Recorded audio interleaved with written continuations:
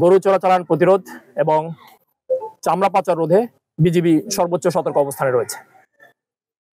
আপনারা জানেন যে আমাদের দেশে পর্যাপ্ত পরিমাণ কোরবানির গবাদি পশু মজুদ রয়েছে, তাই যাতে আমাদের দেশের খামারিরা যাতে ক্ষতিগ্রস্ত না হন সেজন্য পাশের দেশ থেকে কোনো রকম গরু চোরাচালান না হতে পারে সেজন্য বিজিবি সর্বোচ্চ সতর্ক অবস্থানে রয়েছে, আমরা তৎপর রয়েছি। এছাড়াও ঈদ পরবর্তী গরুর চামড়া পাচার রোধে বিজিবি সর্বোচ্চ সতর্ক অবস্থানে রয়েছে।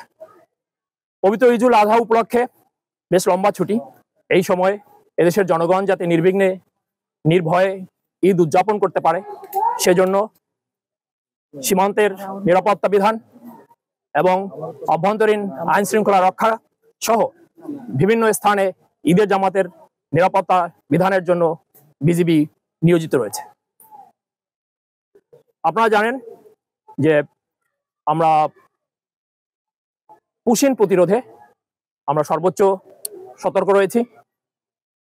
বর্ডারের টহল বৃদ্ধিকরণ এর সাথে সাথে আমাদের গোয়েন্দা নজরদারি বৃদ্ধি এবং স্থানীয় জনসাধারণকে সাথে নিয়ে আমরা সীমান্ত সুরক্ষা নিশ্চিত করেছি। এছাড়াও নিয়ম বহির্ভূতভাবে পুশিন করায় বিভিন্ন পর্যায়ে বিএসএফ এর সাথে আমাদের ফ্ল্যাগ মিটিং হচ্ছে এবং মৌখিক ও লিখিতভাবে প্রতিবাদ লিপি প্রেরণ করা হচ্ছে। 10 বিজিবির এলাকা দিয়ে 13 জন পুশিন হয়েছে এবং 6 জনের সকলকেই আমরা আইনি প্রক্রিয়া অনুসরণ করে তাদের যথাযথ ব্যবস্থা নিয়েছি। গরু চোরাচালান প্রতিরোধে আমরা বর্ডারে পর্যাপ্ত পরিমাণে টহল বৃদ্ধি করেছি, গোয়েন্দা নজরদারি বৃদ্ধি করেছি যাতে কোনো রকম গরু প্রবেশ করতে না পারে।